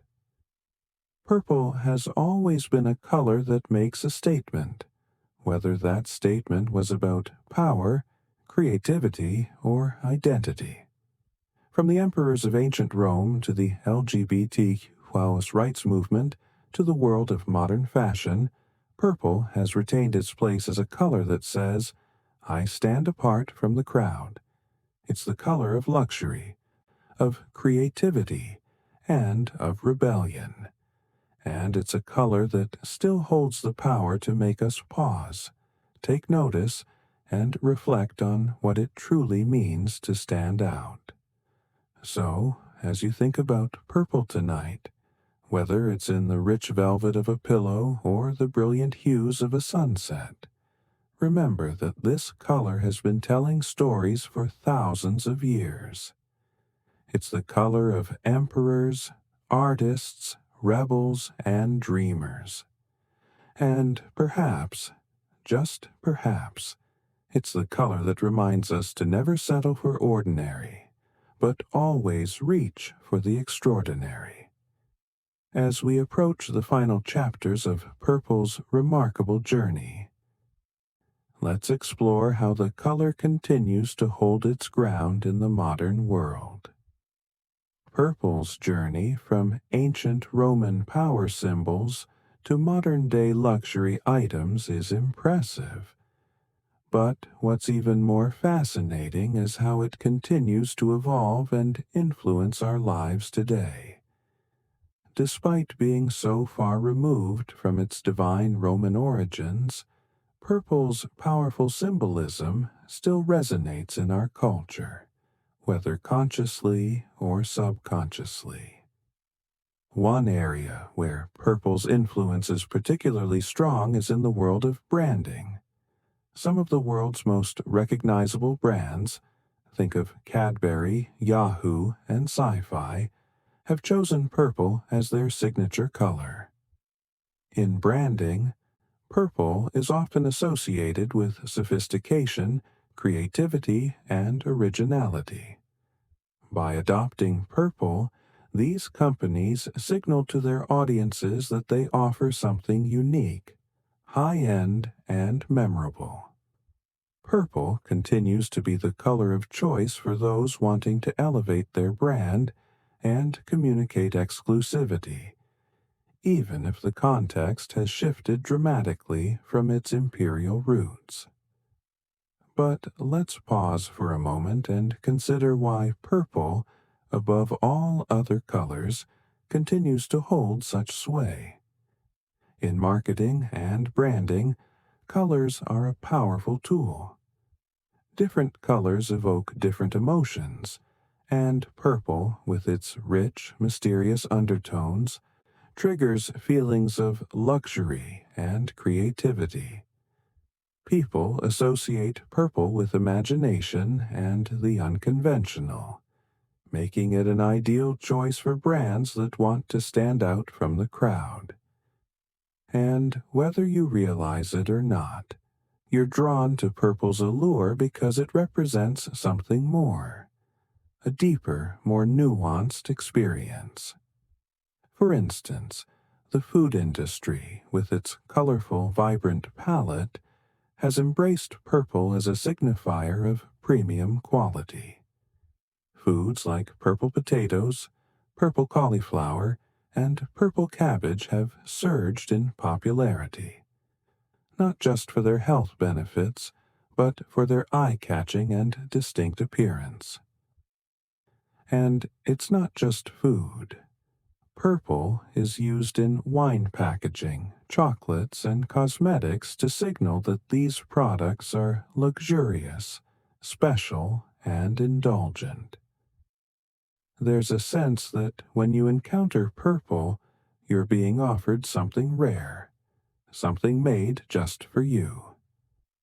Beyond luxury goods, purple's modern influence is evident in the worlds of health and wellness.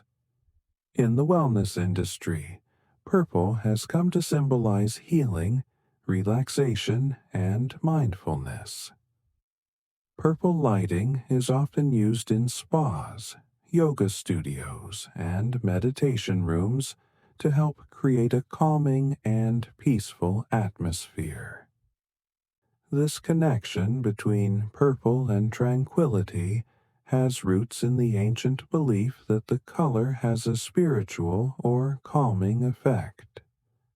Whether or not it's a scientifically proven fact, the color purple continues to serve as a visual cue for peace and introspection. In a more metaphorical sense, purple has become a color associated with transformation and growth. Think about how purple is used to symbolize personal empowerment. From purple ribbons for various causes to the purple power of modern activism, the color continues to represent the strength to break free from societal constraints and challenge the status quo. It's no wonder purple is a color widely embraced by movements advocating for equality, such as the LGBTQ+ community, where purple has become a prominent symbol of pride and visibility.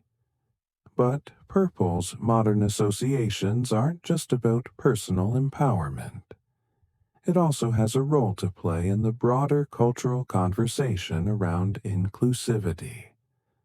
Purple is a color that crosses boundaries, culturally, socially, and politically. It's often used as a unifying force in moments of solidarity, particularly in the fight for equality. The Purple Heart, an award for bravery, symbolizes honor and valor, while the purple ribbon signifies both awareness and support for a range of causes, from Alzheimer's research to domestic violence prevention. It's a color that reminds us of the courage to stand up for what's right. In the realm of fashion, purple has continued to thrive, often in unexpected ways. While it remains the color of royalty and high fashion, purple has become much more approachable and versatile over the years. Whether in haute couture, streetwear, or accessories, purple is no longer reserved for the elite. Instead, it's something everyone can embrace, regardless of their status. Purple has made its way into casual fashion as a symbol of creativity and individuality, proving that luxury and relaxation can coexist with everyday wear. You can wear purple to make a statement, but you can also wear it to simply enjoy the vibrancy and richness it brings to your life. And let's not forget about how purple plays a significant role in the arts. Artists, musicians, and filmmakers have long embraced purple as a color that evokes emotion, creativity, and mystery. Whether it's the legendary use of purple in Prince's iconic album Purple Rain, the rich violet hues in Van Gogh's paintings, or the use of purple lighting in film and photography to create mood, purple continues to fuel artistic expression. It's a color that speaks to the soul and stirs something deeper within us. The use of purple in art and culture is a testament to the lasting power of its symbolism. As we continue to look at how purple has been reinterpreted, it's clear that the essence of this color hasn't changed all that much from its origins. It still represents something rare and powerful, whether it's creativity, luxury, or transformation. The emotional and cultural impact of purple has stood the test of time, evolving alongside society while remaining a symbol of the extraordinary. As you settle in tonight, think about the journey of purple, from its divine roots in Roman power to its modern-day associations with luxury, creativity, and personal transformation. From the emperors of ancient Rome to the artists of today, purple has always been a color that makes a statement. It's a color that has transcended centuries of history and has continued to evolve, offering us a reminder of our own desire to stand out, to express ourselves, and to belong to something greater than ourselves. So, as you close your eyes, think of all the meanings purple has carried throughout history. And perhaps, in your dreams tonight, you'll be walking through a world of purple, where everything is a little more luxurious, a little more imaginative, and a little more divine.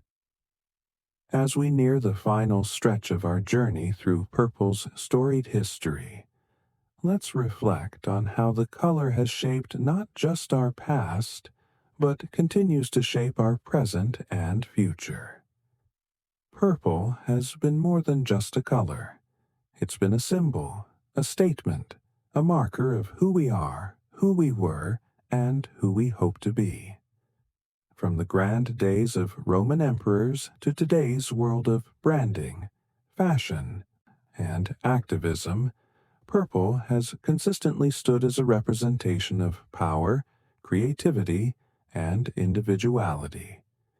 Yet, even in the modern world, purple retains an air of mystery. It's a color that is both timeless and adaptable, evolving alongside the cultural and social changes of each era. In today's world, purple has become a color that symbolizes inclusivity, individuality, and resilience. Think about the purple ribbons worn for various causes, whether it's to raise awareness about domestic violence, Alzheimer's disease, or the fight for LGBTQ rights. It's a color that while still representing luxury and power in certain contexts, has shifted to become a rallying point for unity and equality. Purple has transcended its royal and imperial roots to become a symbol of solidarity, a color that speaks to the struggles and triumphs of marginalized communities, and a color that can be used as a tool for social change. Purple also continues to be a central part of artistic expression. From music to visual art, from fashion to film, purple remains a key color that artists use to evoke emotion, tell stories, and express their creativity. Look at the way purple is used in film lighting, for instance. Directors often use it to create a sense of mystery, magic, or tension. Purple has a unique ability to convey both elegance and intrigue, which makes it a favorite tool for anyone trying to evoke something deeper in their work.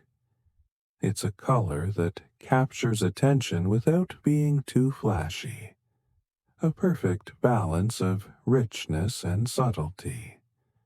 And then, of course, there's purple's ongoing role in luxury branding. While the cost of creating purple dye has decreased since ancient times, the color still maintains its reputation as a marker of refinement and quality. High-end fashion houses such as Gucci, Versace, and even new luxury brands continue to incorporate purple into their designs, often using it to evoke an air of opulence. This modern association with wealth and exclusivity connects us back to purple's Roman roots, reminding us that despite how far we've come, there are still powerful forces that link us to the past. But beyond its aesthetic and symbolic power, purple also holds a deeper, more personal significance. In a world that's constantly changing, purple offers us a sense of stability. It reminds us of our own ability to rise above the ordinary, to stand out, and to claim our place in the world. Whether you're wearing a purple dress, enjoying a glass of wine in a purple-hued glass, or simply surrounding yourself with purple in your home, the color continues to serve as a reminder that we all deserve a moment of luxury, a moment of divine connection, a moment to rest and recharge. Purple's continued relevance can also be seen in the broader social movements that have embraced it. For example, the feminist movement has used purple as a symbol of empowerment. Throughout history, women have been denied power and control over their lives, but purple has been adopted as a symbol of strength and solidarity. When you see purple used in the context of social movements, it's a reminder that purple is no longer just a symbol of wealth or status. It's a color that champions justice, equality, and the fight for a better world. As we continue to evolve and change, purple remains relevant as a symbol of everything we hope to achieve. Whether it's expressing our individuality, advocating for social justice, or simply indulging in a little luxury, purple gives us the permission to be bold, to be powerful, and to take pride in who we are. It is, in essence, a color of transformation.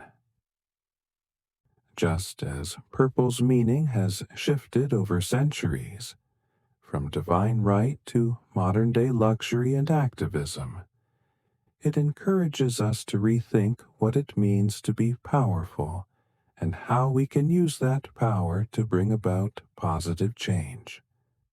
As we close out this exploration of purple, think about the profound legacy this color carries with it.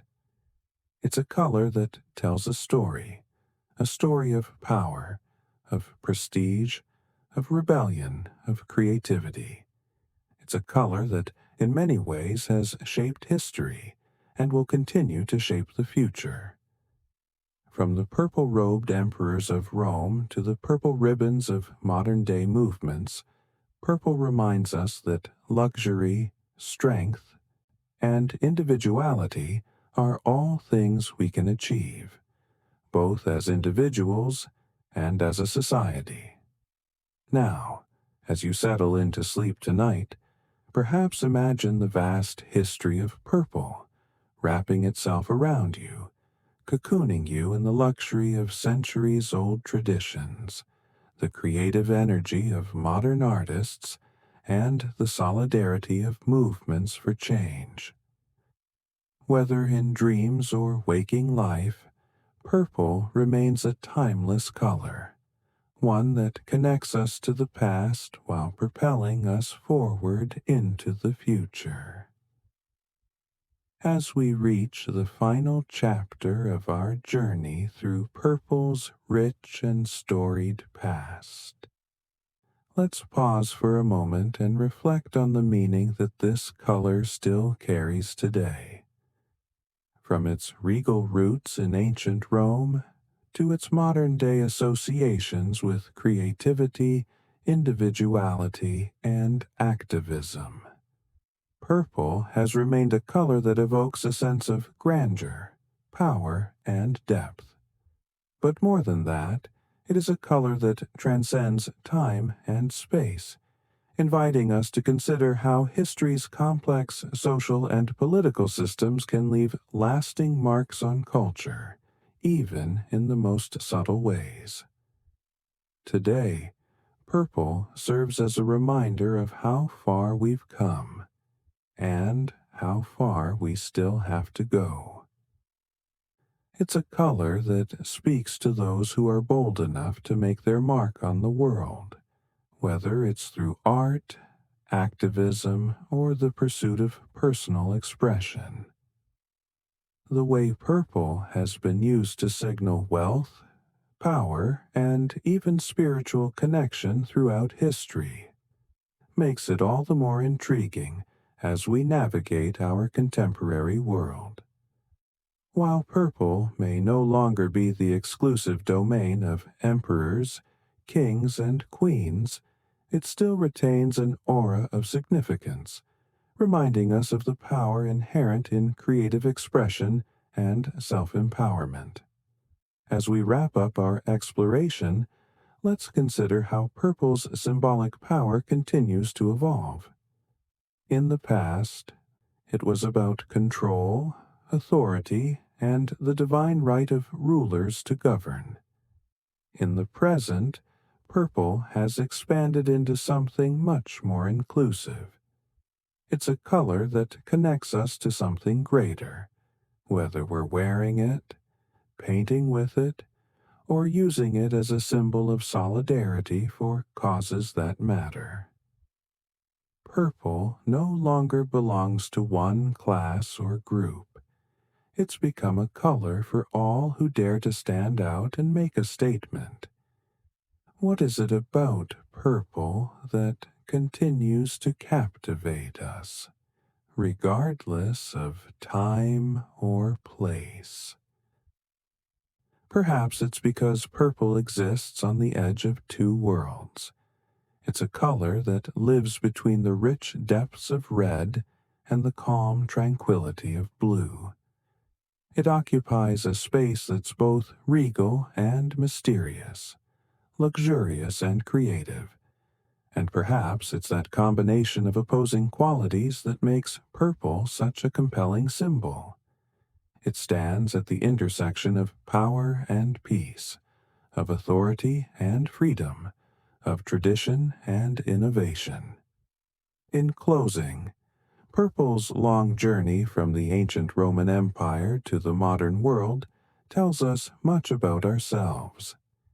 It shows us how culture, society, and symbolism can shape our perceptions of color, turning it into something that's not just a visual experience, but a cultural phenomenon. As we reflect on purple's evolution, we're reminded that the things we hold dear, luxury, power, creativity, freedom, are often shaped by forces larger than ourselves. And just as purple has managed to evolve throughout history, so too can we adapt and redefine what it means to stand out, to be seen, and to claim our own place in the world. As you drift into sleep tonight, think of purple as more than just a color. Imagine it as a thread weaving through time, connecting us to our ancestors, our dreams, and the future we're all creating. Whether you're wearing a purple robe, wrapping yourself in purple sheets, or simply imagining its rich hues, remember that purple has been, and will continue to be, a symbol of the extraordinary. So, let the soft glow of purple envelop you, and as you relax, allow it to remind you that you, too, are part of something grand, something timeless, and something truly special. And so, we have completed our journey through the legendary history of purple, from its early days in the mighty Roman Empire to its continuing significance today, where purple still holds power, creativity, and freedom. Despite its many transformations, purple has retained its special place in our hearts, reminding us of power, luxury, and the ongoing quest to reach new heights. Purple is not just a color, it is a symbol of distinction, a statement that we too can stand tall, assert our place, and contribute to this world in our own unique way. From Roman emperors and social justice activists to creative artists, purple has provided us with endless inspiration to keep striving for greatness. As you settle down for sleep tonight, let purple envelop your mind, bringing with it a sense of peace and strength. Remember that in every dream, you, too, are a part of a grand story, one of endless growth and the discovery of something extraordinary. Wishing you a restful, peaceful night, full of inspiration